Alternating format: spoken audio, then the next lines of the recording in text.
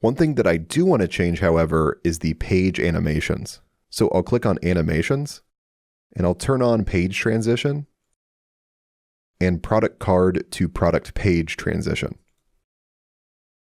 And I'll also change the card hover effect from none to lift.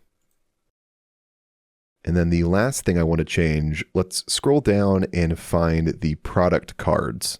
I'll click into this, and I want to turn off Show Second Image on Hover. Now let's preview what these changes actually did to our store. To interact with your store like a regular website visitor instead of the regular editing mode, go to the top right here and click on Deactivate Inspector. Now if I scroll up on the page and I hover over my products, you can see that they kind of come off the page a little bit.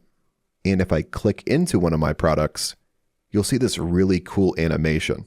And that animation also occurs when you interact with your main menu. So if I go back to Home, it's a nice little animation as we go back.